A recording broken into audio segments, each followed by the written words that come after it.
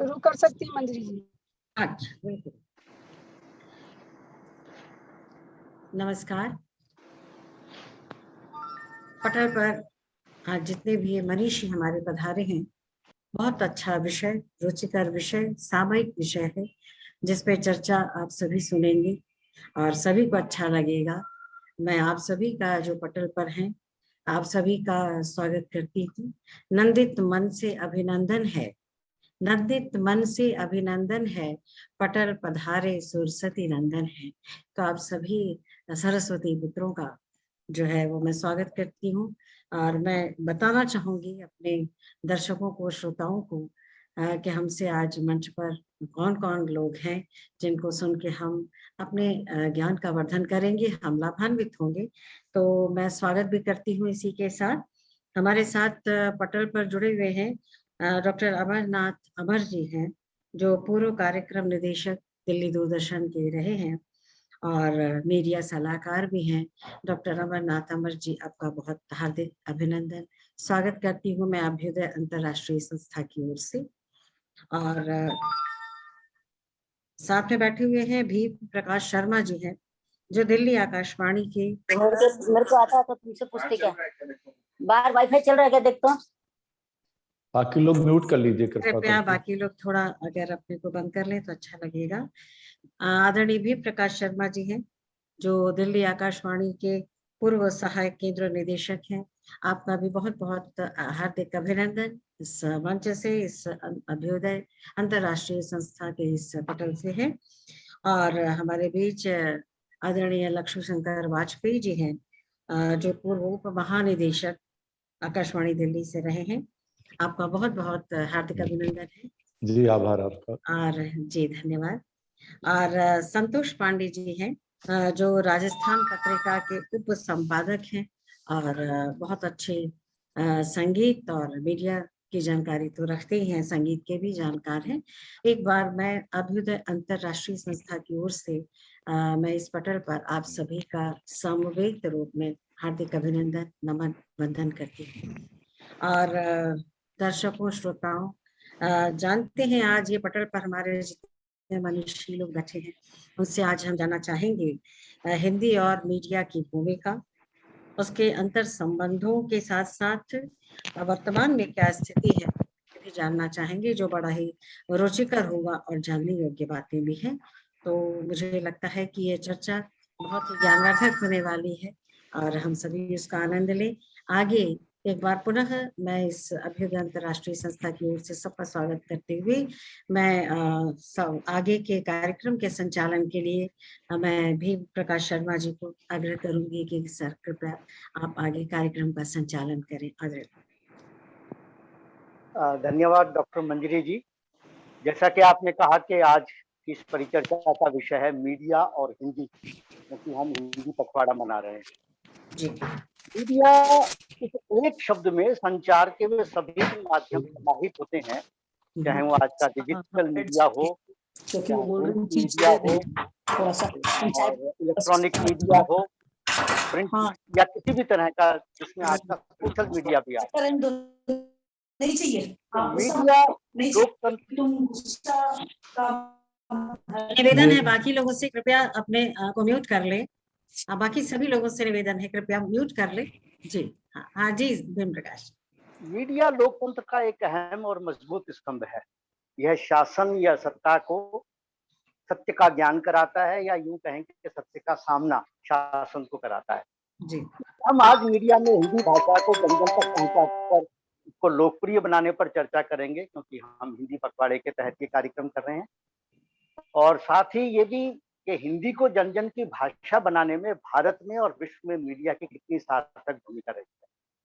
चर्चा में हमारे साथ शामिल हैं श्री लक्ष्मी शंकर वाजपेयी जी, डॉक्टर अमरनाथ अमर, श्री संतोष पांडे जी और मैं भीम प्रकाश शर्मा। चर्चा का आरंभ मैं वाजपेयी जी से करना चाहूंगा, क्योंकि आप प्रिंट, डिजिटल, सिल्वर पर्दे से जुड़े हुए रहे हैं, वहां पर आपका दखल है। आप हिंदी को आज के चैनल्स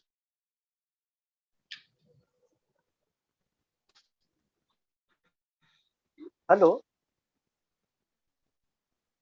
जी जी जी जी, जी, बहुत वाजपेयी बहुत जी। धन्यवाद भीम प्रकाश जी। जहाँ तक सबसे पहले तो मैं बधाई दूंगा इंदु झुंझुनवाला जी को और विजय पटेल को कि आपने बहुत महत्वपूर्ण चर्चा रखी यहाँ पे।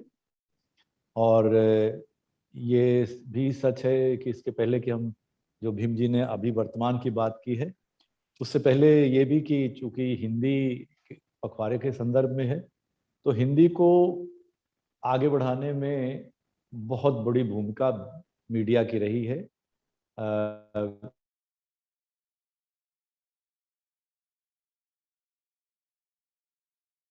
विशेष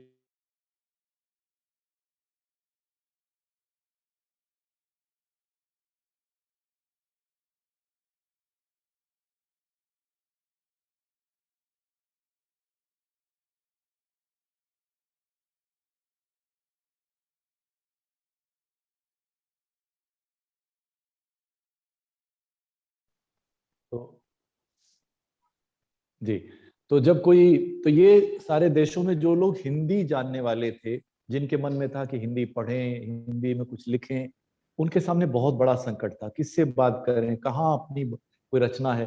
तो इंटरनेट ने जो सबसे बड़ी क्रांति अभी वर्तमान में कर दी है, वो पूरी दुनिया में एक कई दर्जन देशों में एक समूह से मैं जुड़ा हूं, जिसमें कम से कम तो शौकिया नहीं कर रहे, वो बाकायदा उनके संग्रह आ रहे हैं। तो एक बड़ी क्रांति तो ये है कि पूरी दुनिया में हिंदी को फैलाने में, समृद्ध करने में, हिंदी की आवाज बनने में, क्योंकि हम जानते हैं भारत वाले विदेशी जब कोई कह देते हैं तो हम ज्यादा उसको मानते हैं। हमारे भीतर ये हीन भावना अभी भरी हुई है कि हम अपनी चीजों को खुद नहीं उसको सम्मान दे पाते।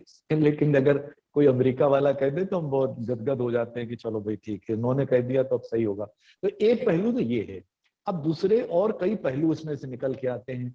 वो ये है कि चूंकि देखिए एक समानांतर जो हिंदी को लेकर के, चूंकि ये जो एसएमएस से सिलसिला शुरू हुआ, व्हाट्सएप आ गया और संक्षिप्तीकरण जो होता जा रहा है, तो उसमें अब वो ब्रदर, पहले तो भाई से, एक तो हिंदी में यही सबसे बड़ी समस्या है कि हम अपने अंतरंग जो रिश्ते हैं, माँ पिता, ये उसके लिए भी हिंदी का इस्तेमाल नहीं करते, प्रयोग नहीं करते।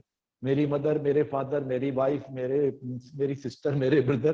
तो अब उसमें भी ये हुआ कि ब्रदर का ब्रो बन गया और सिस्टर सिस बन गई। तो ये सब जो हुआ उससे हिंदी का थोड़ी ये शब्द संपदा जो है उस पर, उसका भी नुकसान हो रहा है। वो एक अलग थोड़ा सोचनीय पहलू, वो थोड़ा गंभीर पहलू, उस पर चिंता की जानी चाहिए कि वहां जो हिंदी का रूप बिगड़ रहा है। और टीवी चैनलों की बात कर लें, वहां पे उच्चारण के स्तर पे, प्रयोग के स्तर पे हिंदी को का नुकसान किया जा रहा है, इसमें कोई संदेह की बात नहीं है। और खास करके भाषा बड़ी हिंसक सी हो गई है।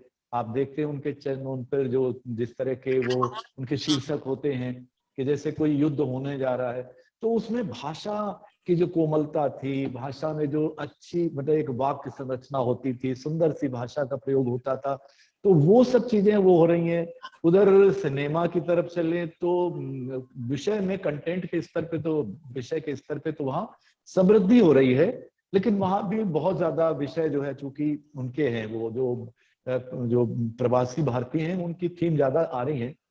तो कहीं हमारे जो गांव की लोक भाषाएं जो होती थी, जो गीतों का स्वरूप बदल गया है, तो बहुत कुछ बदल गया है। और बदल गया है तो वो बहुत सारी चीजें नकारात्मक दिशा में चली गई हैं। और एक बहुत चिंता की बात यह है कि आकाशवाणी ने यानी हमेशा अच्छे उच्चारण पर बल दिया, अच्छी भाषा पर बल दिया, लेकिन ये जो प्राइवेट एफएम चैनल आ गए हैं, इन्होंने भाषा को बहुत बिगाड़ा है, भाषा का स्वरूप विकृत किया है। और वो छोड़िए कि अंग्रेजी और इंग्लिश की भाषा बनाना, वो तो एक पहलू है ही, उसके साथ साथ उच्चारण के स्तर पे, भाषा के प्रयोग के स्तर पे, मसलन मैं आंखों देखा हाल सुना रहा था, उपराष्ट्रपति जी का निधन हुआ था, वहीं से मैं उसको सुना रहा था, और एक चैनल वाले में वो कोई वहां से जो वो रिपोर्टिंग कर रही थी, वो कह रही थी या वो कर रहा था, इतना मुझे ध्यान नहीं पड़ता है, मैंने वो सुना कि आज यहाँ बहुत चहल पहल का वातावरण है। अब यानी उपराष्ट्रपति जी का वहाँ का जो है पार्थिव देह पड़ी है, अब वो कह रहे यहाँ चहल पहल का, या कह रहा है चहल पहल का वातावरण। तो भाषा के स्तर पे बहुत जो प्राइवेट चैनल है वो बहुत गड़बड़ियां कर रहे हैं। तो इस तरह के बहुत सारे नकारात्मक पहलू भी हैं। और अब चूंकि उसका फैलाव जो है बहुत सारे जो हमारे गैर हिंदी भाषी प्रांत है वहां भी हो रहा है, तो वो ठीक है कि वहां इस रूप में ही सही, लेकिन हाँ प्रचार बढ़ रहा है। तो वो मिला जुला सा एक स्वरूप हम कह सकते हैं जो वर्तमान परिदृश्य है उसकी अगर मैं बात करूं। बिल्कुल वाजपेयी जी, आपने बिल्कुल ठीक कहा कि भाषा जो है अब वैसी अपने आप में समृद्ध है हिंदी, लेकिन भाषा का जो रूप हमें मीडिया में देखने को मिल रहा है वो इतना समृद्ध नहीं है, और वो ये भान नहीं कराता कि हम गर्व महसूस करें कि हम हिंदी की बात कर रहे हैं। आपने इंग्लिश की बात करी। संतोष जी, समाचार पत्रों के माध्यम से हिंदी को लोकप्रिय बनाने में कितनी महती भूमिका आप मानते हैं? ऐसा सुनने में आता है कि टाइम्स ऑफ इंडिया का जो खर्चा है वो नवभारत टाइम्स से निकलता है, और एचटी का जो नुकसान है उसकी भरपाई दैनिक हिंदुस्तान के पाठक करते हैं। यानी कि हिंदी के पाठक ज्यादा है, इसमें कोई दो राय नहीं, उसके संस्करण ज्यादा बिकते हैं, लेकिन फिर भी अंग्रेजी फैशन की वजह से लोग बाग मंगा लेते हैं। शायद वो जहाँ पड़े रहते हैं सुबह आकर के ड्राइंग रूम की टेबल पे, वहीं से शाम को रद्दी में बिकने के लिए चले जाते हैं। तो अखबारों का, प्रिंट मीडिया का जो वर्तमान स्वरूप है, जो भाषा उनकी हो गई है हिंदी की, कि नवभारत टाइम्स अंग्रेजी के शब्दों को देवनागरी में लिख करके हेडिंग बनाने लग गया है। इस तरह की जो भाषा अब आ गई है, क्योंकि आप जाने माने पत्रकार हैं, प्रिंट मीडिया से हैं, आप इसको किस रूप में देखते हैं? संतोष जी, अपने को अनम्यूट कर लीजिए। जी जी संतोष जी। जी, बहुत बहुत धन्यवाद। और सभी उपस्थित जितने भी वक्ता हैं ये सब मुझसे सीनियर हैं, एक तरह से मेरे बॉस हैं, मुझसे बड़े हैं, तो मैं आप सभी को प्रणाम करता हूं। और बड़ों की सभा में ऐसा बड़ों ने ही सिखाया है कि बोलने के बजाय सुनने, समझने और सीखने पर ज्यादा ध्यान दें।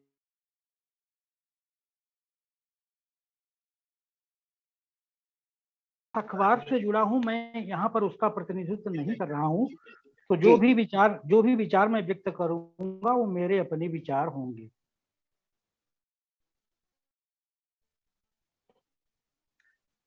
जैसे कि अभी वाजपेयी के निधन पर रिपोर्टर को लगा कि शायद उसके पास कोई शब्द नहीं होंगे,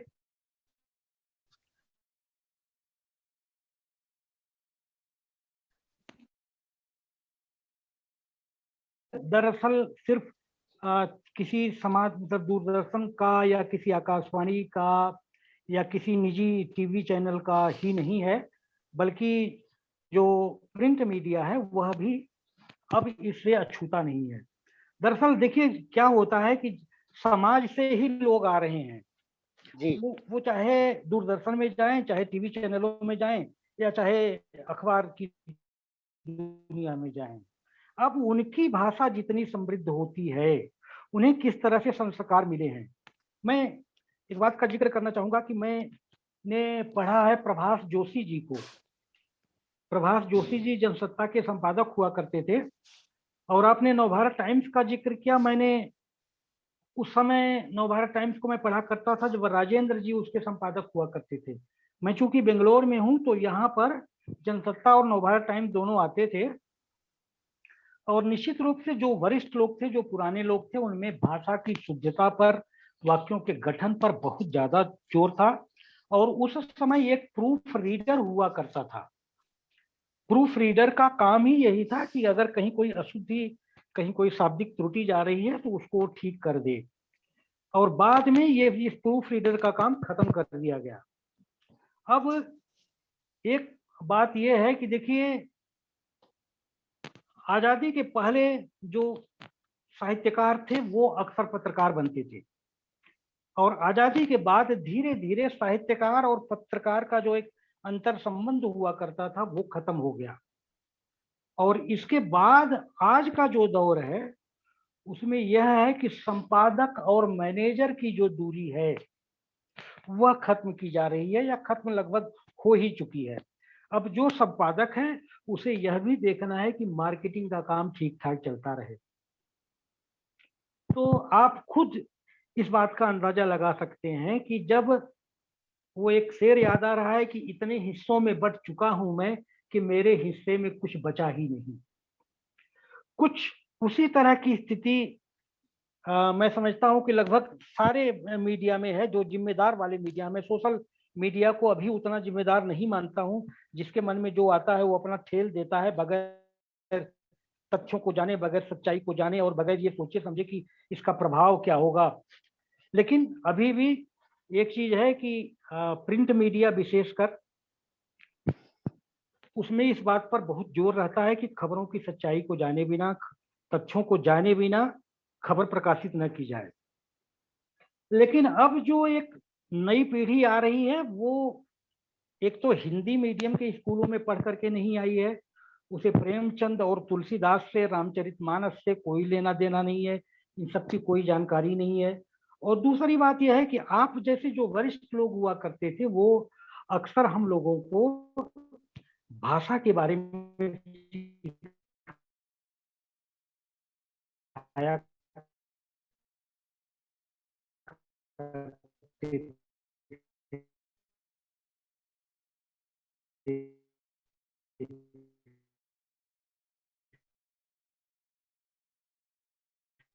बड़े प्रेम से डांटते थे। जो रिपोर्टर हैं उनको भी बहुत सारा काम करना है। तो इन सब की जो एक कसमकस है, जो जद्दोजहद है, और अभी जो ये कोरोना का समय है इसमें प्रिंट मीडिया पर सबसे ज्यादा इसका नकारात्मक प्रभाव पड़ा है। बहुत बड़ी संख्या में लोगों की नौकरियां गई हैं। तो नौकरी बचाने पर फोकस है, काम करने पर फोकस है। पहले ये कहा जाता था कि जो पत्रकारिता है वो एक व्रत की तरह था, अब ये एक वृत्ति बन चुका है। अब ये शुद्ध रोजगार का काम है, एक तरह से क्लर्कियल जॉब है।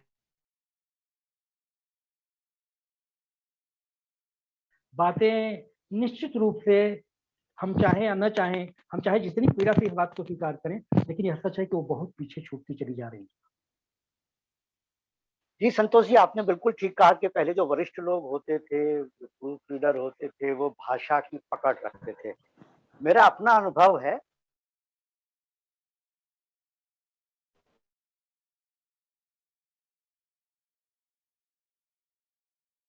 जैसे ही मैं ऑफिस गया, आकाशवाणी पहुंचा, तो मेरे जो वरिष्ठ थे, मुंशी जी नाम था उनका, मेरे सहायक केंद्र निदेशक थे, उन्होंने कहा भीम आज तुम मुझे चाय पिलाओ। बताइए मेरी गलती क्या है, क्योंकि यहाँ ये नियम था कि गलती करो और दंड भुगतो, ये कि चाय पिलाओ। मैंने कहा मेरी क्या गलती, पिलाओ जी।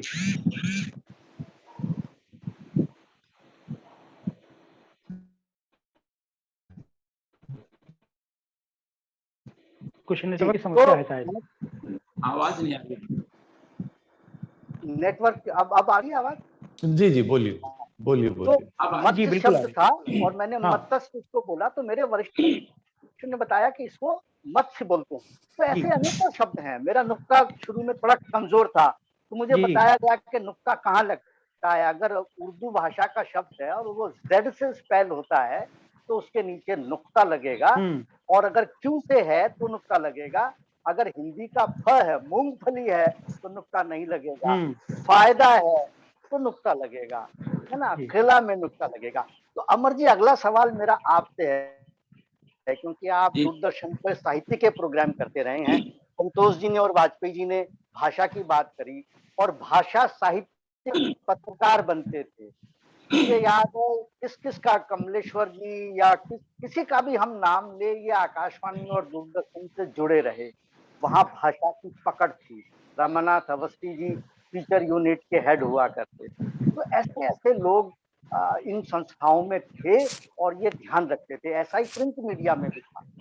आप साहित्य से भी जुड़े हुए हैं, खुद एक कवि रहे हैं, साहित्य के कार्यक्रम करते रहे हैं। आप मीडिया में साहित्यिक भाषा को लेकर के अब कैसा स्तर उसका पास? बहुत बहुत शुक्रिया भीम जी। जैसा कि हम सबको ही पता है कि 15 सितंबर 1959 को यूनेस्को की मदद से दूरदर्शन की स्थापना हुई दिल्ली में। और उस समय दूरदर्शन स्वतंत्र अस्तित्व में नहीं था, आकाशवाणी का हिस्सा था। और जो नीतियां आकाशवाणी की थी, जैसे कि शिक्षा, मनोरंजन और सूचना, तो दूरदर्शन के जो नीति नियंता थे उनकी भी यही नीति बनी कि दूरदर्शन भी आगे चलकर इन्हीं 3 स्थितियों को लेकर, भावनाओं को लेकर अपने प्रसारण करेगा।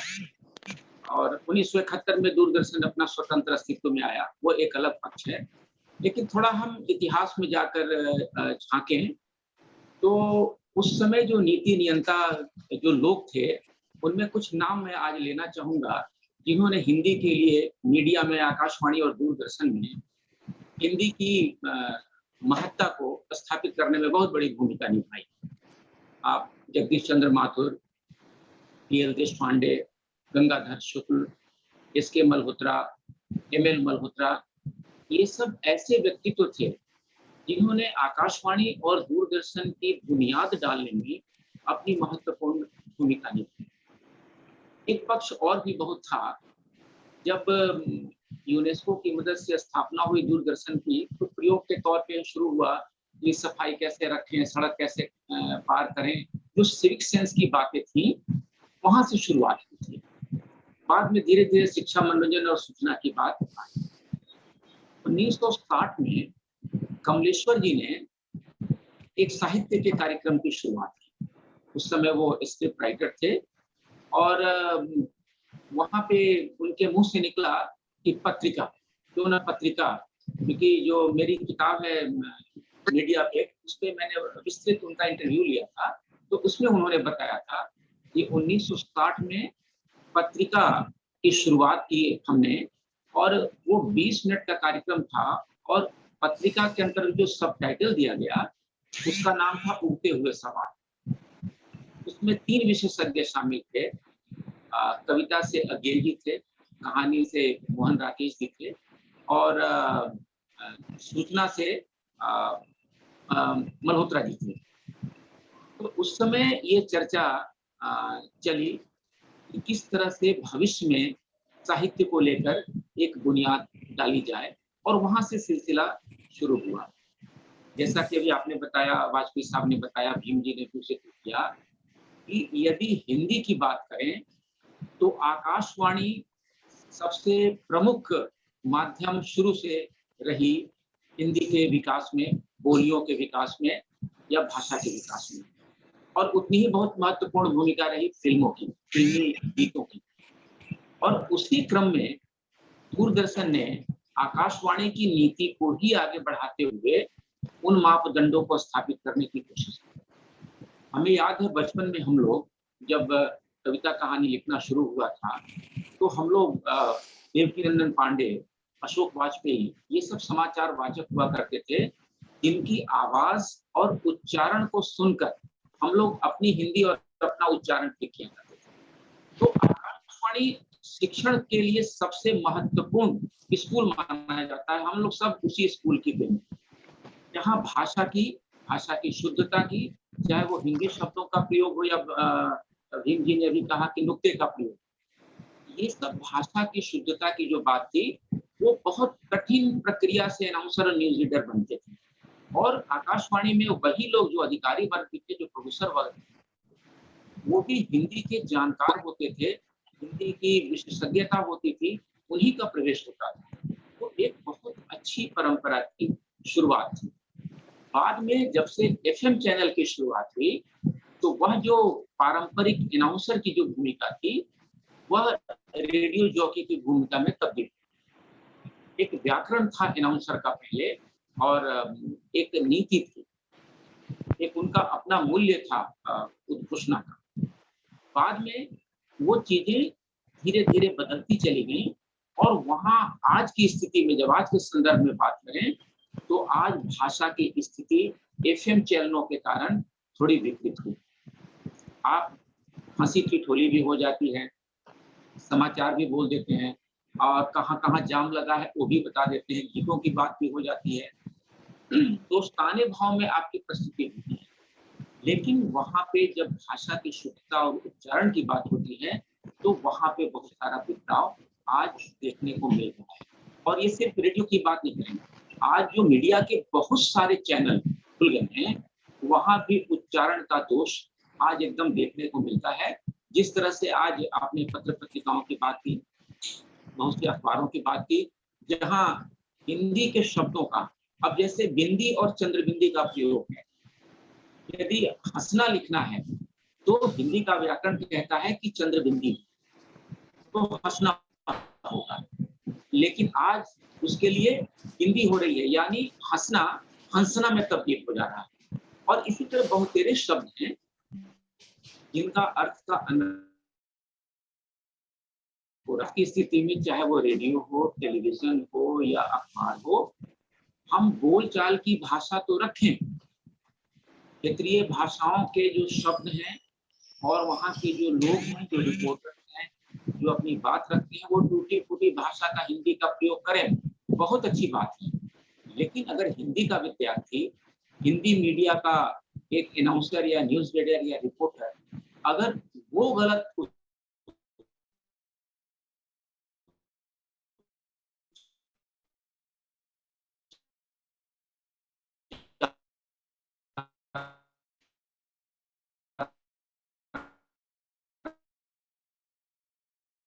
करता है, भाषा का गलत प्रयोग करता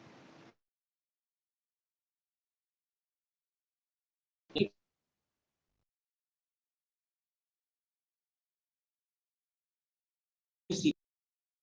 हुआ है, कई मायनों में बहुत सुखद है, कई मायनों में नहीं। हम भाषा की शुद्धता की बात नहीं करेंगे मीडिया द्वारा तो अगली पीढ़ी कैसे सीखेगी? तो ये एक प्रश्न हम सबके मन में आज भी है।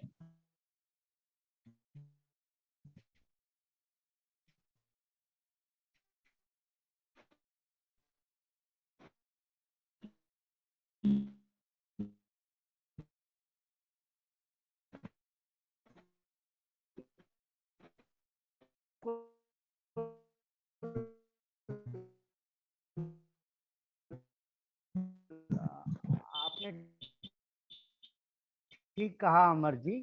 और मीडिया स्टॉप्ड, अच्छा प्रोग्रेस, चलिए बहुत अच्छा। एक तो मैं ये कहूंगा भीम जी, सबसे बड़ा जो संकट है चैनल वालों ने खड़ा कर दिया है, अब ढ़ा गायब हो गया, बड़ी बड़ी हो जाता है, पढ़ाई पढ़ाई हो जाता है।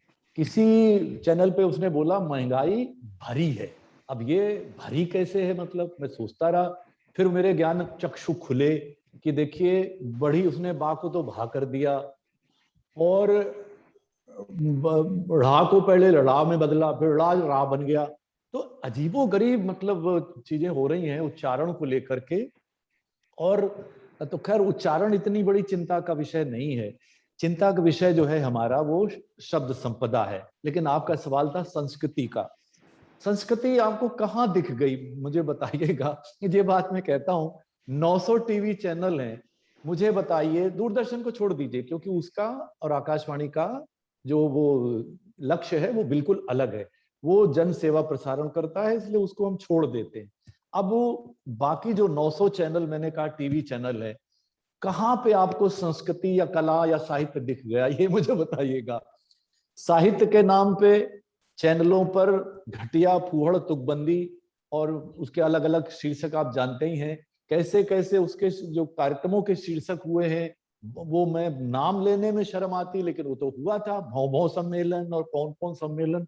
अब क्या करेंगे, इतनी विकृति। उधर आप चैनल पे जाइए, प्राइवेट रेडियो चैनल पे, एफएम चैनल पर, तो वहां वो शेर को बिगाड़ देते हैं जो ट्रक टेम्पो में वगैरह में आते हैं, वो फूहड़ किस्म की चीजें, तो उसका उन्होंने शेर की जगह बबर शेर और जाने क्या क्या हो गया। यानी एक विकृति हम देख रहे हैं, जगह जगह विकृति। आप कहां तक पहुंचेगा सोशल मीडिया, पूरा अश्लीलता और फूहड़सा से लदा हुआ। आप संस्कृति की बात कर रहे हैं, यानी अपसंस्कृति और फूहड़ संस्कृति और अश्लीलता इतनी परोसी जा रही है। अभी कुछ दिन महीनों पहले सोचा, आप मेरे अज्ञान को क्षमा करेंगे, मुझे नहीं पता था। किसी घटना दुर्घटना जो भी कहिए, फेसबुक स्लाइड हो गया, और स्लाइड हो गया तो एक नई दुनिया खुल गई। इतनी अश्लीलता भरी पड़ी है, वो चिंता का विषय नहीं है। चिंता का विषय ये है कि वहां उनके लाखों व्यू, उनको व्यू मिलते हैं, उसको कई हजार में उनके शेयर। तो आप जो संस्कृति की बात कर रहे हैं, चाहे चैनल प्राइवेट एफएम चैनल हो, अपवादों को छोड़ देते हैं, चाहे टीवी चैनल हो, चाहे सोशल मीडिया हो, संस्कृति की तो जिसी दुर्गति हो रही है, जो दुर्दशा हो रही है, उसको संभालना मुश्किल है। मैं कहता हूं तो 900 चैनल जो बता रहा हूं, कहां से आपको शास्त्रीय संगीत सुनने को मिलता है? एक आध अपवाद चैनल है, मेरे यहाँ भी है, इनसे तो पेड चैनल है कुछ, एक आधे हैं अपवाद के तौर पे। कहाँ आपको लोक संगीत सुनने को मिल जाएगा? कहाँ आपको अच्छी गजलें कव्वाली सुनने को मिल रही हैं? बता दीजिए कहीं। एक जमाने में वो कितने शानदार गैर फिल्मी गीत हुआ करते थे, मुकेश जी ने गाए, रफी साहब ने गाए, कितने गाए। तो खाली वही नहीं, और कहाँ आपको वो भरतनाट्यम कहाँ देखने को मिल जाए? मैंने वही कहा ना, अपवाद के तौर पे एक आध चैनल पे कहीं कुछ हो गया और वो प्रतियोगिताएं हो गई, वो हो गई। कहाँ मिलेगा आपको 900 चैनल को? मैं तो आपको बता रहे, मेरे संज्ञान में हो तो ला दीजिए, मैं भी देखने का इच्छुक हूँ। कहीं कथक देखने को मिल जाए, कहीं कुचिपुड़ी देखने को मिल जाए। तो वो संस्कृति की जो आप कह रहे हैं, वो तो बहुत बड़ी हमारी चिंता है। यही तो एक दुर्भाग्य है, क्योंकि जो आप भाषा और संस्कृति की बात कर रहे हैं, यही मसला है। जब मैं ट्रिनिडाड गया तो वहां देखिए वो पता ये लगा कि कैसे जो हमारे ये लोग अंग्रेज लोग उनको धोखा दे करके ले गए अपने गन्ने के खेतों की बुआई वगैरह कराने के लिए, जिनको गिरमिटिया बना करके, एग्रीमेंट का गिरमिट हो गया। अब वो गिरमिटिया भाई जो है, तो वहां वो जब अपने आपस में उत्तर प्रदेश, बिहार और वगैरह वहां से गए थे, मध्य प्रदेश वगैरह से, तो अगर वो आपस में बात करते दिख जाए हिंदी में, अब वो जिस वहां उत्तर प्रदेश से आए तो कहाँ हिंदी में ही बात करेंगे, इतनी अवधि भोजपुरी ब्रज वगैरह में, तो उनपे कोड़े बरसाए जाते थे, कोड़े बरसाए जाते। इस बात को ध्यान रखना बहुत जरूरी है। तो कोड़े क्यों बरसाए जाते थे? अब ताकि वो उनका ब्रेन वॉश हो जाए, ताकि वो अपनी संस्कृति से पूरी तरह कट जाएं। तो ये बेचारे क्या करते थे, ये रात में जब पहले हट जाए अंग्रेज लोग चले जाए, ये करते थे कि आपस में बैठ के, तो कोई हनुमान चालीसा सुना रहा है,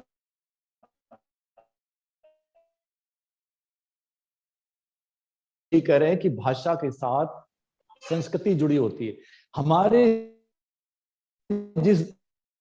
भारत में, मध्य प्रदेश में, जिसकी राजभाषा हिंदी है, के छोटे से कस्बे नुमा छोटे से शहर शिवपुरी में, वहां के एक पब्लिक स्कूल में एक बच्चा अपने मित्र से जब जो है हिंदी में बात करते हुए पकड़ा जाता है, जैसे चोर पकड़ा जाता है ना, पकड़ा जाता है, और फिर उसको कहा जाता है, सजा दी जाती, 8 पेज वो लिख करके घर से लाएगा, I will not speak in Hindi. जब भारत में ये परिदृश्य है, वो भी शिवपुरी जैसे छोटे से शहर में, कस्बे में, तो आप क्या हिंदी की बात करते हैं, और क्या मीडिया उसमें क्या करेगा, और क्या अखबार कर लेंगे, और क्या वो कुछ और कर लेगा। तो वो पूरा एक, जैसे कहते हैं ना, आवा का आवा की जो समस्या है, तो संस्कृति तो मुझे तो कहीं नजर नहीं आ रही है कि हम संस्कृति को खोज लें किसी चैनल पे और उससे समृद्ध हो जाए। अपवाद तो हर जगह होते हैं, एक आध जैसे है कोई चैनल, नाम क्या लूं, तो वहां कुछ इस तरह की चीजें आ जाती कभी कभार, वो छोड़ दीजिए। ये स्थिति है संस्कृति की। जी जी भीम जी। चर्चा को मैं आगे बढ़ाता हूँ। संतोष जी, आपके पास आता हूँ, आप प्रिंट मीडिया से है। प्रिंट मीडिया, हर एक अखबार अपना एक विशेषांक हफ्ते का या कहें कि महीने में पाक्षिक एक संस्कृति को देता है, साहित्य को देता है, और उस दिन साहित्य भरा पड़ा होता है। साथ में जो त्योहार आने वाले होते हैं उनके ऊपर लेख होंगे। आजकल पितृपक्ष पे काफी लेख मिल जाएंगे, नवरात्र पे काफी लेख मिल जाएंगे, है ना। तो उसके 4 पन्ने होते हैं, लेकिन वो अखबार से अलग होते हैं, अखबार का हिस्सा नहीं है, अखबार से अलग होते हैं। तो शायद ये उन पाठकों के लिए है जो हमारी उम्र के होंगे, तो इसलिए उन्होंने वो 4 पन्ने अलग कर दिए कि वो बाबा जी को दे दिए जाए, वो कोने में लेकर के उसको पढ़ ले और अपने दिमाग की संतुष्टि कर ले। बाकी जो अखबार है उसकी भाषा अलग होती है और उस 4 पन्नों की भाषा अलग होती है। तो संतोष जी, आप मानते हैं कि जो भाषा का अंतर उन्होंने कर दिया? मैं उदाहरण देता हूँ, किसी भी चैनल पे आप चले जाइए, आपको ब्रेकिंग न्यूज मिलेगी। क्यों भाई, ताजा समाचार नहीं कह सकते? कोई भी चैनल समाचार शब्द का इस्तेमाल नहीं करता है, सब खबर बोलते हैं। और कई बार तो उसके नीचे नुक्ता लगाना भूल जाते हैं और खबर खबर करते रहते हैं। तो शब्द हैं, हिंदी के शब्द हैं जो आकाशवाणी उनको सदियों से प्रयोग कर रहा है, लेकिन उन शब्दों को छोड़ करके वो न जाने किस मानसिकता से बने हुए हैं, किस मानसिकता थाली में कौन सा नया व्यंजन परोसते के चक्कर में कुछ ऐसा शब्द बोल जाते हैं जो ना हिंदी का होता है ना अंग्रेजी का होता है। आपने इंग्लिश शब्द का इस्तेमाल किया था वाजपेयी जी, वो उसका भी नहीं होता है। और फिर वो भाषा, जैसे जीजू शब्द आजकल चल गया, आपने शुरू में कई शब्दों का इस्तेमाल किया था, है ना। तो संतोष जी, आप क्या मानते हैं कि ये भाषा क्यों बिगड़ी? न वो संस्कृति की रही, न आमजन की रही, न साहित्य की रही। बस एक ये मान लिया गया कि भाई हम जो कह रहे हैं वो कम से कम सामने वाले को समझ तो आ रहा है, इस पे आकर के टिक गए लोग। तो अखबारों का कितना बड़ा योगदान है संतोष जी? संतोष जी, आप म्यूट कर लें अपने आप को। जी, आपके अन्य प्रश्नों की तरह यह प्रश्न भी बहुत ही महत्वपूर्ण है। एक बात मुझे लगती है कि जब आप मीडिया की भूमिका और अखबारों की भूमिका की बात करते हैं तो कहीं न कहीं लोकतंत्र के जो बाकी खंभे हैं उनकी भूमिका को भी आप नजरअंदाज न करें। ठीक है, आज का ये हमारा विषय नहीं है, लेकिन क्या हम सब एक दूसरे पर आश्रित नहीं हैं? जो मूल्यों का जो क्षरण होता है उसके लिए या किसी भी तरह के, मैंने देखा है जो लोग हिंदी फिल्मों में काम करके करोड़ों रुपए कमाते हैं, कैमरा सामने आते ही अंग्रेजी में बोलने लग जाते हैं। क्यों? मैंने वो दौर देखा है जबकि हिंदी में बहुत अच्छी कमेंट्री होती थी क्रिकेट की, और लोग बड़ी ही प्रेम से सुना करते थे। आज ऐसी कमेंट्री हो रही है कि आपको उसमें भाषा की कोई बात ही नहीं। सुशील दोषी जी का एक नाम मेरे जहन में आ रहा है, उनकी कमेंट्री बहुत ही मशहूर थी। तो जब आप मीडिया तो एक्चुअली लोकतंत्र का चौथा खंभा है ना, बाकी के तीन जो खंभे हैं वो कितना राष्ट्रीयता को, राष्ट्र की एकता को, अखंडता को कितना महत्व दे रहे हैं। देखिए, मीडिया समाज को अभिप्रेरित अनुप्राणित तो करता ही है, लेकिन मीडिया समाज से ही बनता है। और ये अलग बात है कि समाज को बनाने में भी उसकी भूमिका है, लेकिन यह बनता भी समाज से ही है। जब भी कोई गलत होता है, कहीं कुछ गलत होता है, तो समाज उसका विरोध करता है क्या? समाज क्यों चुपचाप सब कुछ सहन कर लेता है? और जब कोई भी चीज जब सहन कर ली जाती है तो ऐसे तत्वों की ताकत बढ़ती है, उनकी हिम्मत बढ़ती है और वो उसी दिशा में आगे चले जाते हैं। साहित्य जो है आज हमारे जीवन में कितना है, कितनी हिंदी की पत्र पत्रिकाएं बंद हो गई। अखबारों में आज आप जो एक दो पन्ने देख रहे हैं, यह कभी कभी मैंने वो दौर देखा है जब विशेषांक निकला करते थे, पूरी की पूरी मैगजीन निकला करती थी अखबारों के साथ में, दैनिक कुछ न कुछ होता था उसमें। आज स्थिति ये निश्चित रूप से ये है कि जब जैसे हमारा एक परिशिष्ट निकलता है, उसका नाम है परिवार, तो परिवार के परिशिष्ट में उस पर महिलाएं केंद्र में होती हैं, जो टीनेजर्स हैं, किशोरी जिनको कहा जाए, वो हमारे केंद्र में होती हैं। तो उनकी रुचि, उनकी जरूरतें, वो किस विषय को पढ़ना चाहेंगी, उस पर फोकस होता है। और जब महिलाओं से जब हम जुड़ते हैं तो निश्चित रूप से हम ज्यादा स्वभावतः हम ज्यादा शालीन व्यवहार करते हैं, शालीनता हमारे अंदर स्वाभाविक रूप से आ जाती है। अब बाकी जो अखबार के बाकी हिस्सों की जो भाषा है, तो जैसा कि मैंने शुरू में ही एक बात का जिक्र किया था कि अब बहुत सारी चीजें जो हैं वो बाजार चला रहा है, बाजार तय कर रहा है, बाजार निर्धारित कर रहा है, और बाजार के आगे समर्पण कर देना ये हमारी एक तरह से नियति बन गई है। मैं एक अभी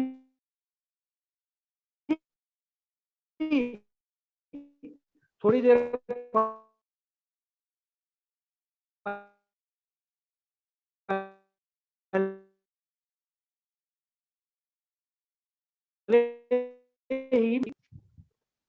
और उसी समय एक चैनल पर मैंने देखा कि पंजाब में जो राजनीतिक उथल पथल मची है, जो एक राजनीतिक घटनाक्रम और इस्तीफे की राजनीति, दबाव की राजनीति जो चल रही है, उसको 15,000 से ज्यादा लोग देख रहे थे। तो ये जो कहीं न कहीं लोग क्या देखना चाहते हैं, लोग किस तरीके से देखना सुनना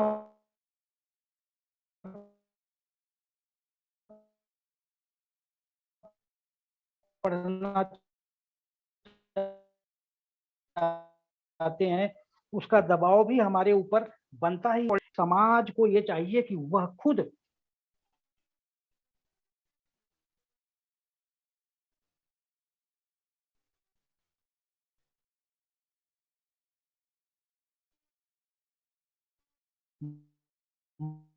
मसाल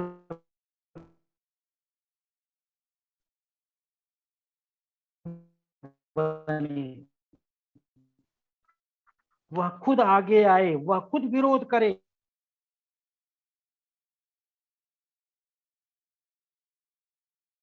मीडिया अमर जो कि दूरदर्शन से हैं, श्री संतोष पांडे वरिष्ठ पत्रकार हैं और परिचर्चा का संचालन कर रहा हूं मैं आपके साथ, आपका जाना पहचाना प्रकाश शर्मा। परिचर्चा को हम आगे बढ़ाते हैं।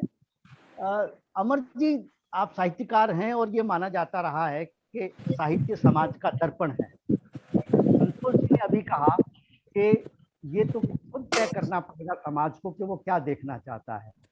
तो क्या समाज यही देखना चाहता है, इसी तरह की भाषा देखना चाहता है जो अब समाचार माध्यमों के अंदर या चैनलों में या अखबारों में या पत्र पत्रिकाओं में हमको देखने को मिलती है, या वो कुछ अच्छे सीखने की ललक में उसको देखता चला जा रहा है, या यूं कहें कि जो परोसा जा रहा है? क्योंकि हम किसी रेस्टोरेंट में जाते हैं तो कहते हैं मेन्यू क्या है, तो उसके मेन्यू से बाहर आप कुछ मांगिए, कहता है सर सॉरी ये तो आज हमने नहीं बनाया, आज कढ़ी नहीं बनी है, आज तो उड़द की दाल बनी है, आज हमारी दाल मखनी बनी है, हम चने की दाल नहीं दे सकते। तो अगर आपको चने की दाल खानी है तो या तो आप उसके चले जाइए या जो हमने बनाई है दाल मखनी वो खाइए। तो बिग बॉस जैसे कार्यक्रम देखना क्या समाज की मजबूरी है?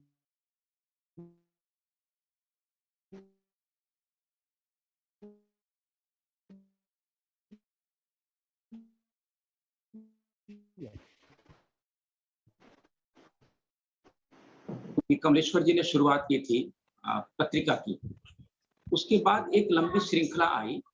उसमें कमलेश्वर जी के बाद विष्णु प्रभाकर जी जुड़े, दुर्गावती सिंह जुड़ी, कुबेर दत्त जुड़े, शरद दत्त जुड़े, विवेकानंद जुड़े, गौरी शंकर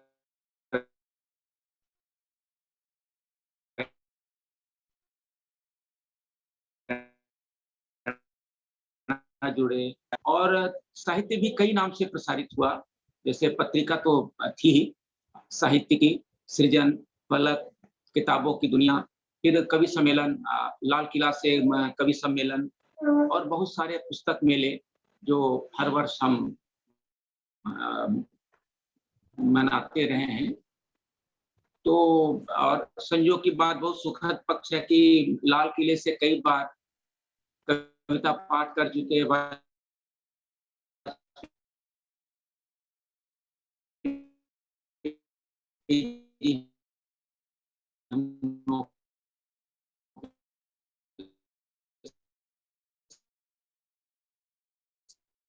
आदमी है, एक बहुत सुखद पक्ष है।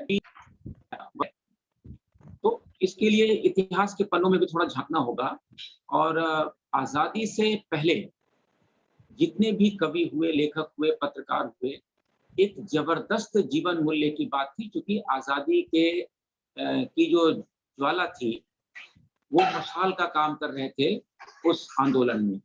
तो उनकी लेखनी भी उसी रूप में आगे चल रही थी। आजादी के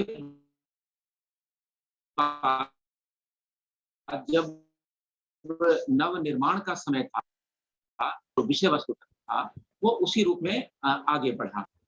वर्तमान संदर्भ में कुछ एक दो दशक से अगर हम देखें तो बहुत सारे विमर्श की बात आई, चाहे वो नारी विमर्श की बात आए, चाहे युवा विमर्श की बात आए, चाहे जो पिछड़े वर्ग हैं उनके विमर्श की बात आए। एक वैचारिक मंथन का दौर आया और जो साहित्य था वो बहुत सारे विभागों में बटकर अलग अलग धाराओं में तब्दील हो गया। लेकिन साहित्य की जो सबसे बड़ी भूमिका है वो तो जीवन मूल्य है, रोशनी फैलाना है, और साहित्य का जो सही स्वरूप है, हमारे समाज का जो सही स्वरूप है, उसका आईना दिखाना।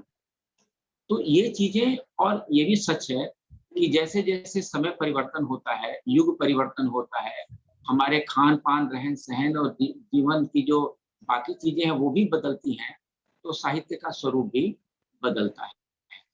लेकिन जैसा कि वाजपेयी जी ने बताया कि बहुत सारे चैनलों में, मीडिया में जो अश्लीलता का पुट आया और धारावाहिकों में जो द्विअर्थी शब्दों का जो प्रयोग होने लगा, या कवि सम्मेलनों में हास्य के नाम पे जो कुहड़ता आई, या वहां भी अश्लीलता का जो बोझ हुआ, उसने साहित्य को बहुत सारा जो दुखद पक्ष है उसको सामने लाके रख दिया। और यह फिर चर्चा चलने लगी समाज में कि क्या अगर साहित्य का यही स्वरूप है, कविता का यही मापदंड और यही स्वरूप है, तो मूल रूप से कविता है क्या? मैं आपको दूरदर्शन का उदाहरण दूं। जब पत्रिका मैं देख रहा था, तो उस समय 3 साहित्यिक विभूतियां प्रसार भारती के मेंबर के रूप में हैं। उनमें मिश्र जी थे, राजेंद्र यादव जी थे, चित्रा मुदगल जी थी। 3 विभूतियां उस समय आई, और उनका मतलब था, उन्होंने जो स्वरूप दिया पत्रिका का, कि हम न केवल वर्तमान में जो नई पीढ़ी के रचनाकार हैं उन्हें हम एक सार्थक मंच देंगे, बल्कि जो पुराने कवि हैं, जो पुराने लेखक हैं, खासकर विद्यानिवास मिश्र जी जब सदस्य बने प्रसार भारती के, तो उन्होंने ये नीति बनाई।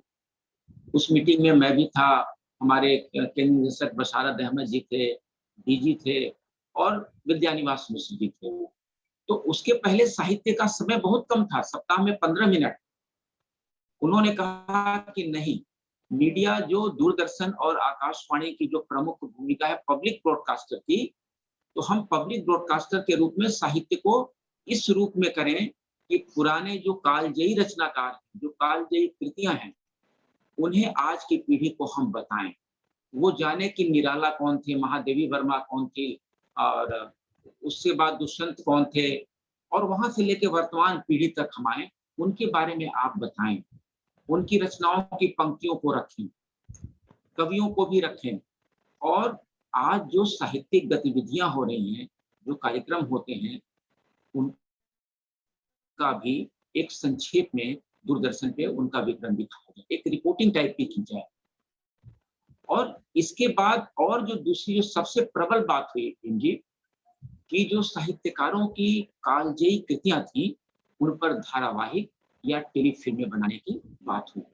क्योंकि वर्तमान में अगर हम साहित्य के इन जीवन मूल्यों को लेकर नहीं चलेंगे, वर्तमान इस ऊहापोह की स्थिति में जहां अश्लीलता भी है, द्व्यर्थी भी है, द्व्यर्थी शब्दों की भरमार है, और मंचों की स्थिति बहुत ही खराब हो चुकी है, वहां पे अगर साहित्य को हम नहीं रखेंगे, तो अगली पीढ़ी को हम क्या देंगे?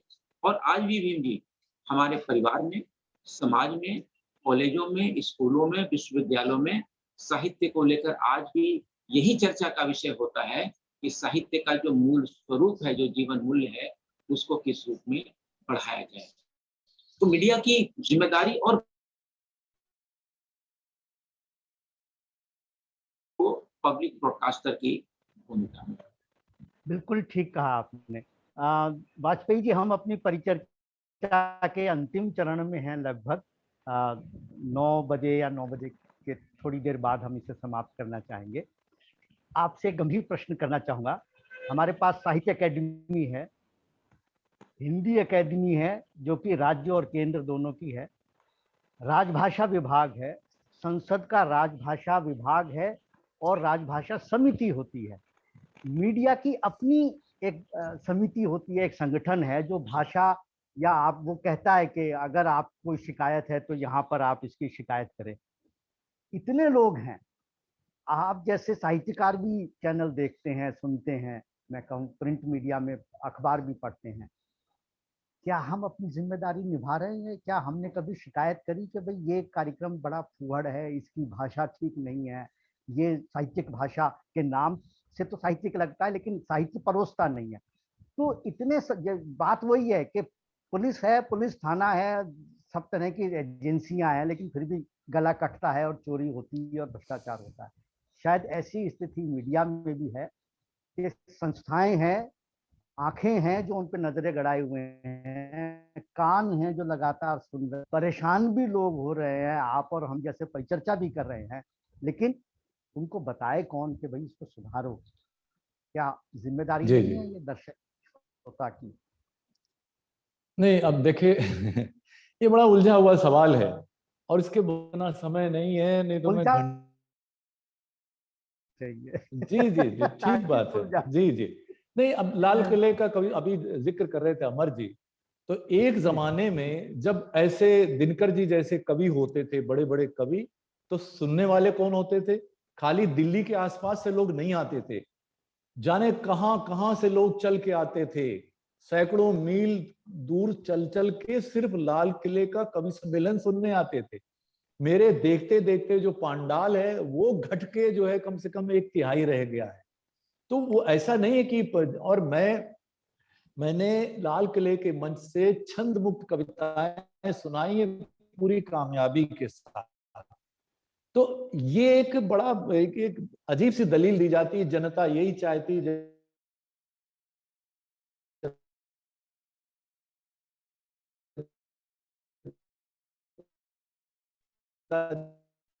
जनता बेचारी करे। सबसे बड़ा सवाल ये है, चूंकि हम अपनी भाषा से कट गए, हिंदी से कट गए, तो दो बड़े संकट हैं जिनको मैं बार बार उसको करता हूं उल्लेख कर, अंग्रेजी को सर पे बिठा लिया। तो एक संकट ये खड़ा हुआ कि जिस भाषा में, ऐसी भाषा में राजकाज चलेगा जिसको 90% से ज्यादा लोग नहीं जानते, ये आंकड़ा है।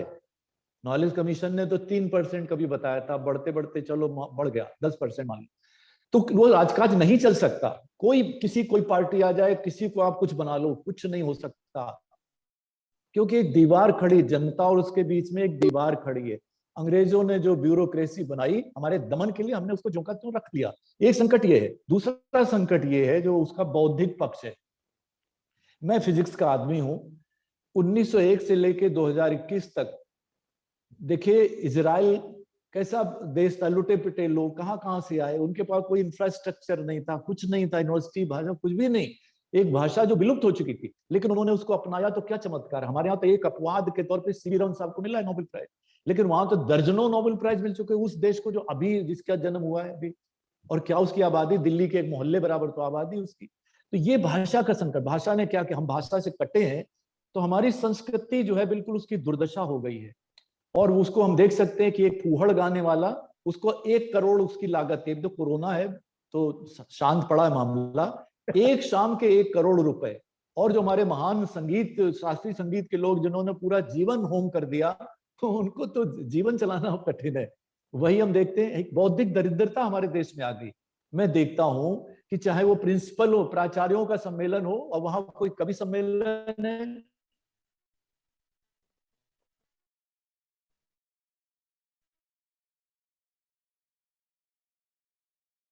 से तो भी वही हो रहा है। तो हमारे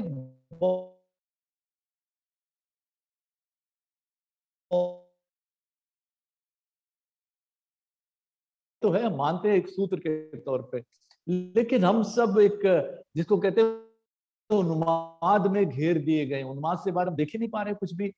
तो साहित्य तो संस्कृति तो अब जैसे था, एक धारा चलती है तो वो धारा आगे भी बढ़ती है,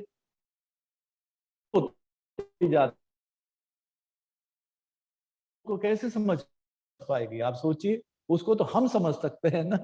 तो वो जो जितना उन्होंने देखा है, जितना उनका दायरा है, उसी के इर्द गिर्द तो सोच पाएंगे। तो ये एक बौद्धिक दरिद्रता के हम शिकार हो गए हैं, और वो इसलिए हुए हैं कि हमने अपनी भाषाएं, भारतीय भाषाएं छोड़ करके, हमने हिंदी को तिरस्कृत करके, हमने अंग्रेजी में हम डूब गए। तो जैसे वही बात आती है कि जब आप भाषा से कटते हैं तो अपने जीवन मूल्यों से इतने, अब इसका असर क्या हो रहा है, ये कोई खाली नहीं जा रही चीजें। हम देख रहे हैं हमारे हरियाणा के छोटे से एक जगह उपनगर में या कस्बे नुमा शहर में एक स्कूल 7 बच्चे, एक बच्ची से जो पढ़ने आई, विद्यार्थी 10 साल की बच्ची, और उससे 7 लोग दुष्कर्म कर रहे, 6 नाबालिग हैं। तो हम उसका प्रतिफलन भी देख रहे हैं, जो विकृति हुई है उसके दुष्परिणाम भी हम देख रहे हैं, तरह तरह के जो अपराध भयानक हम देख रहे हैं, महिलाओं की असुरक्षा देख रहे हैं, नंबर 1 पे हम पहुंच गए। उस सबका ये जो है, चूंकि हम अपनी भाषा से कट गए, अपने जीवन मूल्यों से कट गए, तो एक बिल्कुल बौद्धिक दरिद्रता का एक फैलाव हो गया, और उसके दुष्परिणाम हम सब देख रहे हैं, जिसमें हम सबको जागना चाहिए। हम तब जागते हैं जब कुछ इर्द गिर्द हो जाता है, थोड़े दिन शोर मचता है, फिर सारी चीजें हो जाती, क्योंकि हम सब एक उन्माद की अफीम में घिरे हुए हैं। वो धार्मिक उन्माद हो या तरह तरह के उन्माद हो, अब उन पर मुझसे क्या आप कहलाएंगे, लेकिन बहरहाल परिदृश्य जो भी है वो बहुत भयानक है। और जो उससे अगर हम सब नहीं उभरे, हमने नहीं सोचा, तो फिर नुकसान तो हम देख ही रहे हैं, ये नुकसान बढ़ता ही जाएगा। जी धन्यवाद। जी बिल्कुल, आपने बिल्कुल ठीक कहा। मैं थोड़ा सा अगर पीछे की तरफ चले जाऊं, तो पहले 2 सिनेमा कहलाते थे, एक सार्थक सिनेमा, एक मनोरंजक सिनेमा, जिसे कमर्शियल फिल्म कहते थे। मुझे याद है सार्थक सिनेमा की जो फिल्म आती थी, जिसमें जो कलाकार होते थे, नसीरुद्दीन शाह, ओमपुरी और दूसरे लोग, वो पिक्चर मुश्किल से 3 दिन या 4 दिन थिएटर में चलती थी, और उसमें भी केवल बालकनी भरी हुई होती थी। वो जो पर्दे के बिल्कुल पास वाली क्लास होती है, जो कमर्शियल सिनेमा में सीटियां बजाती है, वो खाली होता था। तो और जब लोगों से पूछा, मैं जब कॉलेज में था, देखने जाते थे पिक्चरों को, जैसे वो भूमिका हो, उत्पल दत्त जी, तो वो कहते थे, यार हम 3 घंटे जिंदगी से ऊब कर कुछ मनोरंजन के लिए जाते हैं, और वहां जाकर के भी यदि समाज की समस्याओं को ही हमने देखा और बोझिल मानसिकता लेकर के हॉल से हम बाहर निकले, 200 रुपए की उस जमाने में टिकट तो कम सस्ती होती थी, बोले अगर हम जब थिएटर से बाहर निकले और रिलैक्स होके ना निकले, तो फिर हम क्यों आए थे 3 घंटे के लिए यहाँ। जबकि सार्थक सिनेमा देखने के बाद जब बाहर निकलते हैं, तो आदमी सोचता हुआ बाहर निकलता है कि क्या समाज की ये दुर्दशा है। तो बात तो जी, मैं एक बात आपकी, हाँ भीम जी, मैं कहूंगा कि सार्थक सिनेमा और कमर्शियल सिनेमा, इनकी जो भाषा है या इनका जो साहित्य है या ये जो संदेश हमको समाज में देते थे, वो लुप्त है। नहीं, यहाँ मैं थोड़ा सा आपसे थोड़ा अलग हट के बात इसलिए करूंगा, जैसे वो बेटियों वाली फिल्म आई, शायद दंगल उसका नाम था, उसमें तो कोई ग्लैमर नहीं था, उसमें तो कोई फार्मूला नहीं था, उसमें अनाप शनाप जो है वो कमाई की। तो असली बात है संवेदना की, चीजों की प्रस्तुति का भी सवाल है। मैं उसमें ये हमें थोड़ा समझना पड़ेगा। तो सिनेमा में, अभी हिंदी सिनेमा में कम से कम एक बहुत अच्छी बात ये हुई कि जिन विषयों की हम कल्पना नहीं कर सकते थे, वो उन विषयों पर फिल्म बनी। यानी पैडमैन जैसी फिल्म, और वो कामयाबी से चल भी गई, ट्वाइलाइट ए लव स्टोरी जैसी फिल्म, या पिंक जैसी फिल्म। तो हिंदी सिनेमा ने तो इस दौर में कम से कम एक बहुत अच्छा, और उसकी वजह है कि हमने ये जो हमारे मल्टीप्लेक्स आ गए, इसकी वजह से ये हुआ। तो उसमें सार्थक सिनेमा, वो भी हम सार्थक ही मानते हैं, जहां कोई समझौता नहीं हो, कोई फार्मूला नहीं हो, उसको हम सार्थक। और ये भी देखिए, हम जनता को क्यों दोष दें? अगर जनता मतलब सारी ऐसी होती, तो फिर ये जो एक सुबह सुबह कुछ चल जाती है अश्लील टाइप की फिल्में, तो वो तो फिर मेन उसमें चलती ना, नहीं चल पाती। कामयाब कौन होती, रिकॉर्ड कौन तोड़ती है? हमेशा, कोई वर्ष का इतिहास देख लीजिए, कोई भी ऐसी फिल्म बनाएगा जिसको पूरा परिवार देख ले, वही फिल्में रिकॉर्ड बनाती, चाहे हम आपके हैं कौन हो, पूरा सिलसिला कभी आप देख लीजिए। तो ये कहना गलत है कि वो सारी जनता वो अश्लीलता ही देखना चाहिए। ये और बात कि अब चैनल घर पे आ गया। एक जमाने में तो एक व्यक्ति बड़ा सोच समझ के एक देखता था कि कहाँ जाना, परिवार को लेके जाता था उस सिनेमा हॉल में। अभी वो सारा चूंकि घर पे आ गया, बच्चों के हाथ में मोबाइल आ गया, इसलिए ये सारा दिक्कत पैदा हुई है। तो सार्थक सिनेमा तो अभी बन रहा है और कामयाब भी हो रहा है, एक अच्छी, ये सुखद पहलू है। बहुत सारी आर्टिकल, कौन सा 15 जैसी फिल्म बनी, ऐसी फिल्में अब बन रही हैं जो जिनको हम सार्थक सिनेमा ही कहेंगे। पिंक जैसी फिल्म हो, जैसे मैंने जिक्र किया, एक इंग्लिश थी, देखिए उसमें कैसी उसका नाम थोड़ा अलग है, या भी वो नाम बड़ा अजीब सा था, लेकिन वो बुलसाई का हिंदी कर दिया, सांड की आंख, बहुत अच्छी फिल्म थी। छिछोरे शिक्षा व्यवस्था पे थी, नाम बहुत खराब था लेकिन फिल्म बहुत अच्छी थी। तो अभी बहुत अच्छी फिल्में बन रही हैं जिनमें फार्मूलाबाजी नहीं है और सार्थक संदेश भी है, तो ये सुखद है कम से कम। जी जी संतोष जी, आपके भी विचार इसी विषय पे जानना चाहूंगा। कि समाचार जगत जो प्रिंट मीडिया है वो इसको किस रूप में देखता है, क्योंकि और संक्षेप में कहें क्योंकि हम अपने अंतिम क्षणों में हैं इस परिचर्चा के। जी संतोष जी, संतोष जी अपने आप को अनम्यूट कर लें शायद। जी जी जी जी, मैं फिर भी यही बात कहना चाहूंगा कि समाज की जो भूमिका है वो बड़ी ही महत्वपूर्ण है। जिस समाज ने कभी हो सकता है कि सार्थक सिनेमा की ओर कम ध्यान दिया हो, वही समाज महाभारत और रामायण देखने के लिए ट्रेन रोक करके देखा करता था। लोग 2-2 4-4 किलोमीटर दूर जा करके देखा करते थे। यह तो सच है ना। तो इसे आप किस कोटि में रखेंगे, महाभारत के प्रति या रामायण के प्रति? जो लोगों का प्रेम, ये वही लोग थे ना, वही जनता थी। तो मेरे कहने का मतलब स्वीकार करेंगे, लेकिन चूंकि मीडिया की बात हो रही, मैं कह रहा हूं आज अमुक फिल्म स्टार का बेटा 2 साल का है, 3 साल का है, वो पीले रंग की चड्डी पहन के निकला। ऐसी खबरें रोज। भाई कौन, किसके लिए और कैसा समाज है ये? क्यों नहीं कहता कि हमें ये खबर नहीं चाहिए? अमुक फिल्म स्टार का बच्चा किस कलर की चड्डी पहन के निकला, किसको जानना है, किसकी दिलचस्पी है? और लेकिन यदि समाज मूक दर्शक बनेगा तो मैं ये कह देना चाहता हूं कि चाहे राजनीतिक स्तर पर हो, हर स्तर पर जो हमारी कानून व्यवस्था है या जो हमारी न्याय प्रणाली है या जो राजनीति में जिस तरह से लोग आए हैं, कैसे आ गए? कौन लोग हैं जो 1000-2000 रुपए और दारू की एक बोतल और एक साड़ी लेकर के बिक जाते हैं और फिर उसके बाद आपको कोई हक है कि आप दूसरे के ऊपर उंगली उठाएं? तो मैं ये कहता हूं कि आप उंगली जरूर उठाएं, आप आवाज जरूर बुलंद करें, लेकिन अपनी भूमिका पर पहले गौर करें। समाज को अपनी भूमिका को सबसे पहले देखना होगा, अपनी जिम्मेदारी को पहचानना होगा।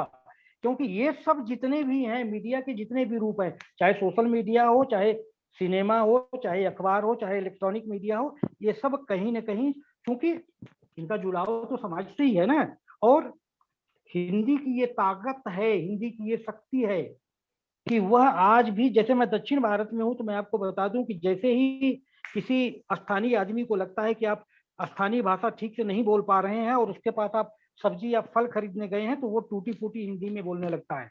यह हिंदी की ताकत है। जिन लोगों ने हिंदी को बढ़ावा दिया, हिंदी को बढ़ावा देना उनका उद्देश्य नहीं था, उन्होंने हिंदी के जरिए अपनी तिजोरी भरी, उन्होंने हिंदी के जरिए अपना बैंक बैलेंस बढ़ाया, और जब हिंदी के लिए कुछ करने की बात आई तो वो सब लोग सबसे पीछे नजर आए, बल्कि कुछ किया ही नहीं।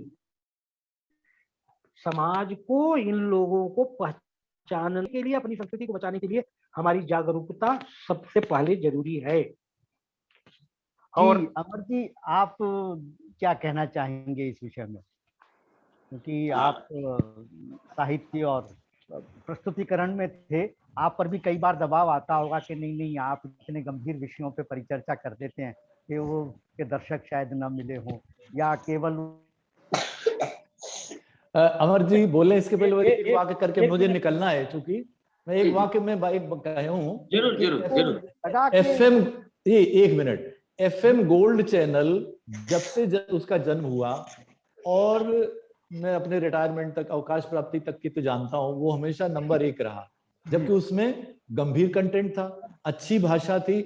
तो अब यही एक उदाहरण है। लोग आते थे, विद्यार्थी आते थे, कहते थे वो युवा पीढ़ी तो ऐसा चाहती और ये चैनल है, तो मैं उनको यही बताता, बेटा हमारा तो नंबर 1 फिर भी है।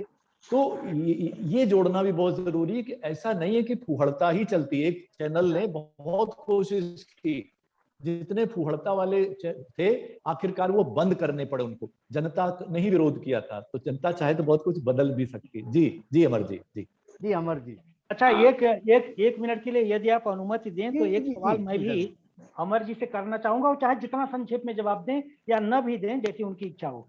मेरा प्रश्न यह है कि दूरदर्शन की जो वर्तमान स्थिति है, इसे गति, प्रगति, दुर्गति जो भी कह लें, ये क्यों है? इसके लिए कौन जिम्मेदार है? ये बड़ा ही मूल प्रश्न है। मैं क्या बताऊं आपको, आज आकाशवाणी और दूरदर्शन की जो पब्लिक ब्रॉडकास्टर की भूमिका अब तक रही है या रही थी, उसमें जब से बाजारवाद आ गया है, जब से कुछ कमाने की बात आ गई है, तो वहाँ जो हमारी संस्कृति है, जो हमारे जीवन मूल्य हैं, लोक परंपराएं हैं, लोक जीवन है, लोक भाषाएं हैं, रीति रिवाज है, खान पान है,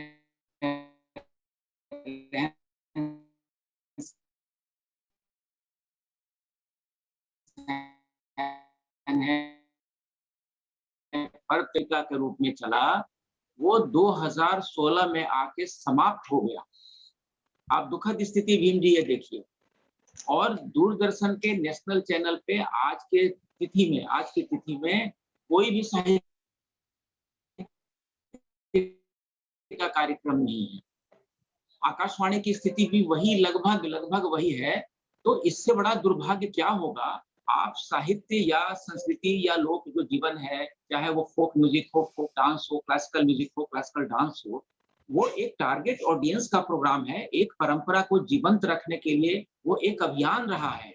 अगर उसे भी आप बाजार से जोड़ देंगे और उसे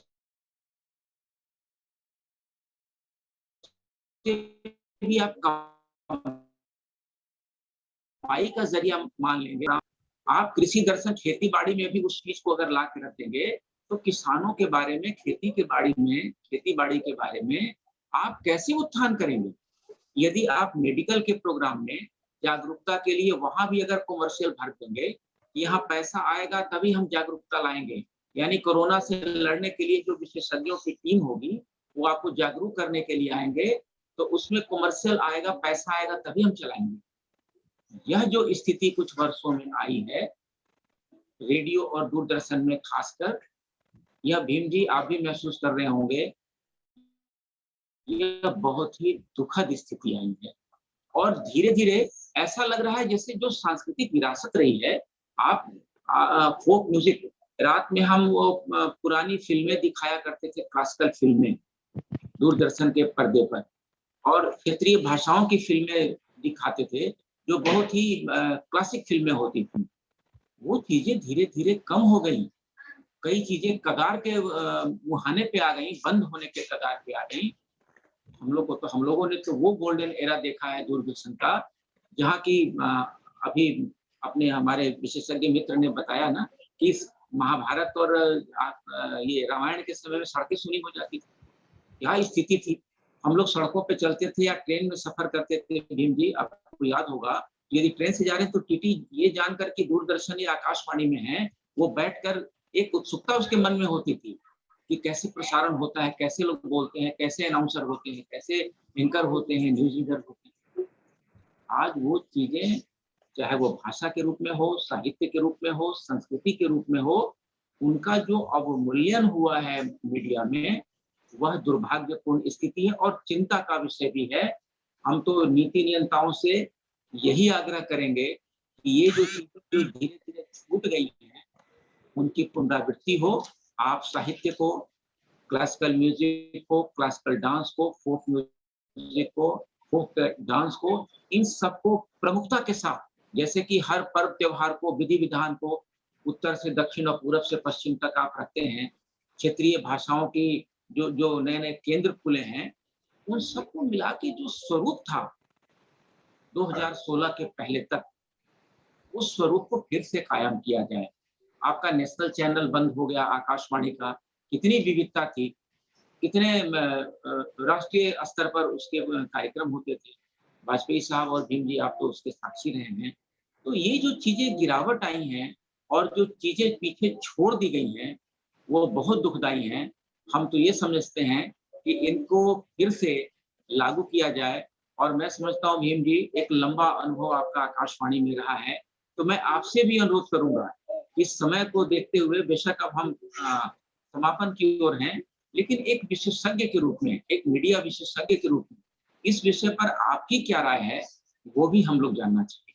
बहुत बढ़िया, बिल्कुल जी भीम जी, बिल्कुल आप, मैं भी यही कहने वाला था, अमर जी ने कह दिया बहुत अच्छी। संतोष जी का जहां तक सवाल है, संतोष जी आपका उत्तर मेरे पास है, लेकिन आप फोन पे अलग से बात करिए, पूछिएगा असली उत्तर जो है।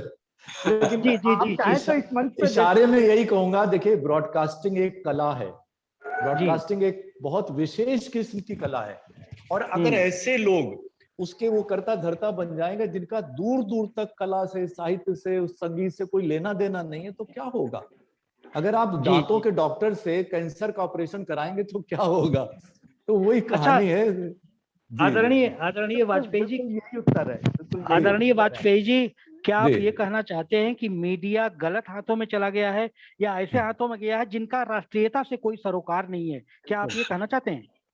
अब राष्ट्रीयता वो सब बड़े वही अलग तरह कुछ चीजें हैं, लेकिन वो लोग हैं जो उस विषय विधा से के पारंगत नहीं। बड़ी सीधी सी बात है, जब तक कोई जानकार व्यक्ति वो नहीं होगा, एक विजन, कोई भी संस्था हो उसको लिए एक विजन की जरूरत पड़ती है, वही चला सकता, वरना ठीक है ढर्रे पे चीजें चलती रहती। जी जी जी भीम जी, अब आप अपनी बात कहिए। संतोष जी, आप अपनी बात देखिए। अखबारों में पहले संपादक कहता था कि जी जाएगा तो यही, मैं लिखूंगा, संपादकीय तो इसी विषय पे जाएगा और जो मैंने लिखा है वही जाएगा।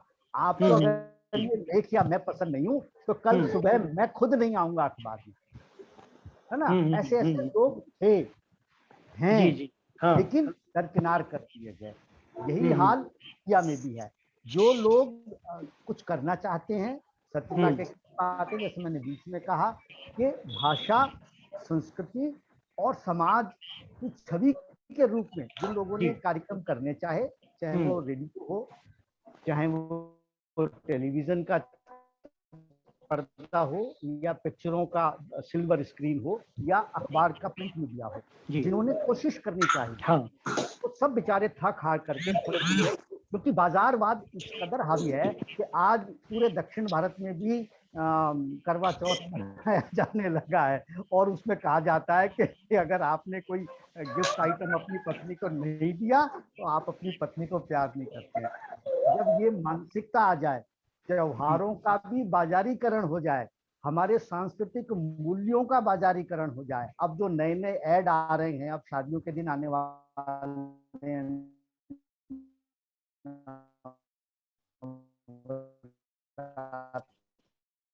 जैसे आप देखिए ये कहा गया है, बल्कि कन्यादान पर भी सवाल उठा है, कन्यादान पर भी आना नहीं चाहता था उसमें, हमारे मूल्यों पर, संस्कृति के ऊपर। अगर मूल्यों पर इस तरह के ऐड बनने लगे और फिर उनको परोसा जाने लगे तो वास्तव में गंभीर समस्या है। और कारण वही है जो अभी वाजपेयी जी ने बड़ी सत्यता से कहा कि मीडिया की भाषा की जो आज दुर्दशा है, उसका मूल कारण है कि मूल साहित्यकार आज मीडिया में नहीं आना चाहता। आता है तो उसको मजबूरन बाजारवाद के लिए काम करना पड़ता है। अगर वो एडवर्टाइजमेंट बना रहा है तो उससे पूछा जाता है कि ये पंच लाइन दीजिए, जैसे किसी जमाने में था, इसके झाग ने जादू कर दिया, तो जो झाग था वो इतना फेमस हुआ, दाग ढूंढते रह जाओगे। तो अब पंच लाइन का जमाना है, आप सारा अखबार छीनिए, आपका अखबार मशहूर हो जाएगा।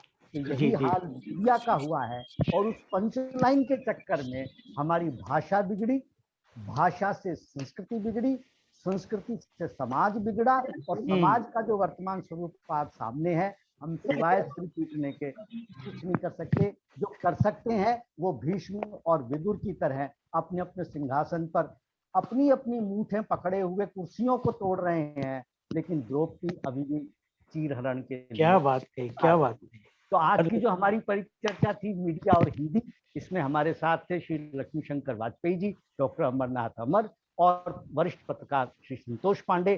संचालन किया आपके चहेते भीम प्रकाश शर्मा ने। ये परिचर्चा मैं यहीं समाप्त करता हूं, और मंजरी जी आपको माइक सौंपता हूं आगे की कार्रवाई के लिए। अभ्युदय का बहुत बहुत धन्यवाद।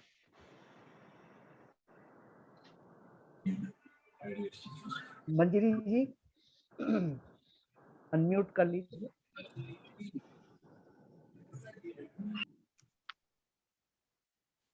मंजरी जी। मंजरी जी नहीं दिख रही हैं, तो आप ही समापन कर लें।